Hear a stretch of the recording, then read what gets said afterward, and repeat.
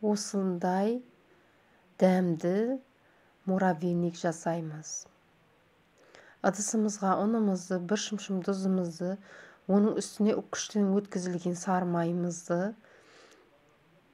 және жұмыртқа салып, жақсылап араластырып қамыр илейміз. Ешқандай су қоспаймыз, тек сары май мен жұмыртқа ғана қосамыз. Дайын болған қамырымызды осындай бөліктерге бөліп, пакетімізге саламыз. Мұздатқышқа қойып қоямыз. Енді дайын болған қамырымызды үккіштен өткізіп, қызып тұрған пешімізде пісіріп аламыз.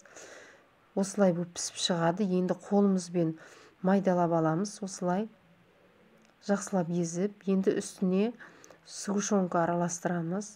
Вареный сгущенка қоссаңыздар да болады. Мен осылай қоюландырылған сгущенка қостым. Енді өздеріңізге ұнаған формада жасап алуларыңызға болады. Мен осындай кішкене стаканчик алып, осындай кішкентай форма қылып жасадым.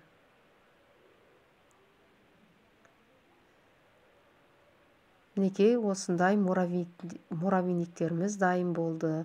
Жасап көріңіздер.